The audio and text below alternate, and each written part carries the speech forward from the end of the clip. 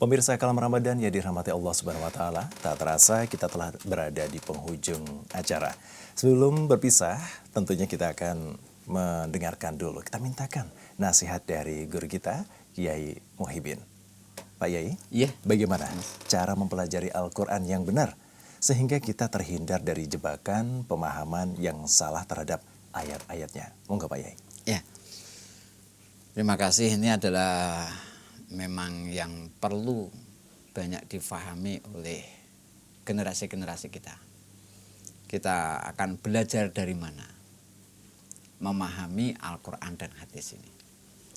Maka yang paling tepat adalah kita belajarlah di pondok pesantren. Sehingga di sana banyak ilmu-ilmu yang dapat kita pelajari.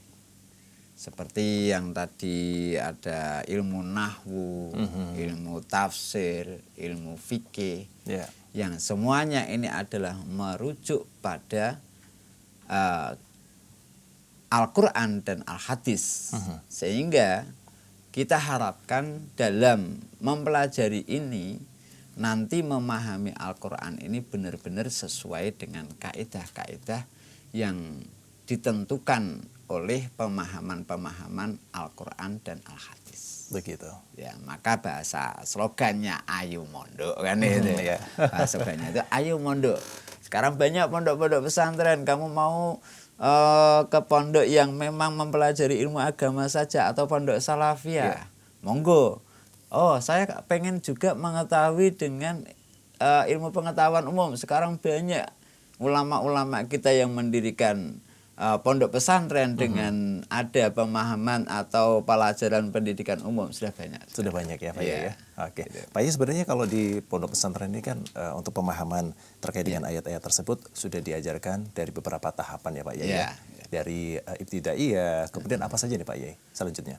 Ya, itu kalau tahapan-tahapan sesuai dengan kiainya untuk memberikan tahapan itu, tapi semuanya adalah merujuk kepada finishnya untuk memahami Al-Quran dan Al-Hadis. Begitu. Ya, itu sesuai dengan pondoknya masing-masing pemahamannya kiai, tapi semuanya itu dimulai dari pendidikan dasar.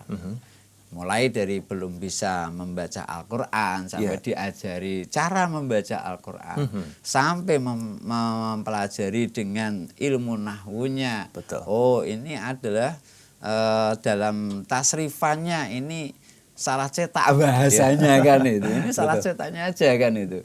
Nah, sehingga sampai pada pemahaman ilmu Al-Quran itu tadi. Baik, jadi tidak serta-merta ya tiba-tiba tahu atau bisa bahasa Arab kemudian menafsirkan sendiri ya? Oke Pak Yai.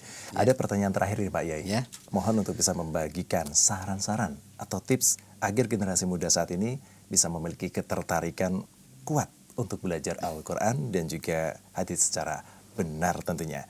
Di tengah degradasi moral maupun degradasi budaya nih Pak Yai, sehingga nantinya bisa kembali kepada Al-Quran secara tepat, baik dari segi makna, penafsiran, maupun juga implementasi untuk mengaplikasikan dalam kehidupan sehari-hari.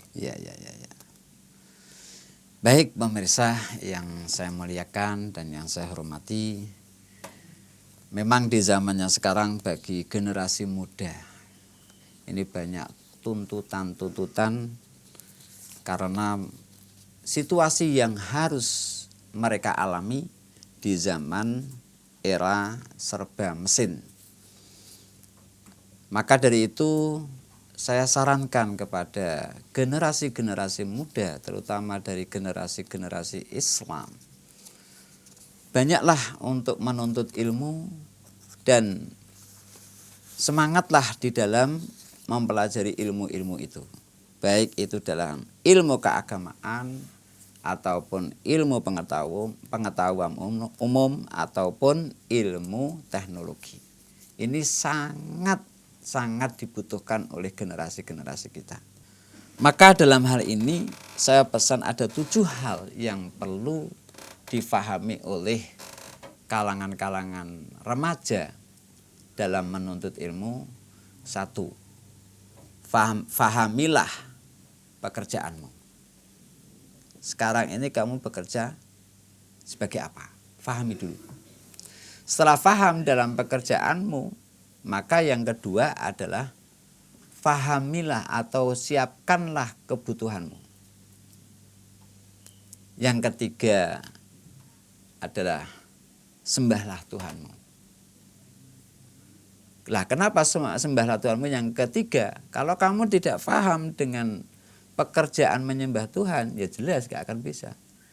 Kalau kamu tidak menyiapkan untuk menyembah Tuhan, jelas juga tidak bisa. Yang ketiga, yang keempat adalah mintailah pertolongannya untuk membantu urusanmu. Yang kelima, tingkatkan skill yang kamu miliki.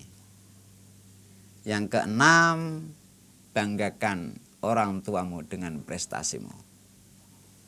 Yang terakhir, yang ketujuh, kesuksesan ada pada dirimu sendiri. Ini yang saya pesankan pada generasi-generasi dalam meraih kehidupan yang diinginkan sesuai dengan keadaan zaman yang sekarang alami. Baik, terima kasih Pak Yai. Dan pemirsa, baiklah, sudah 30 menit kita bersama dengan Kiai Muhyiddin dari Majelis Ta'lim Nurus Soleh Candimulyo Magelang.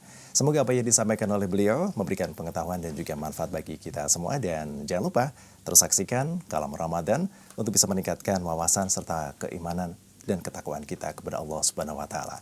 Saya Dimas Saputra untuk pamit undur diri. Terima kasih, sampai jumpa di program Kalam Ramadan berikutnya.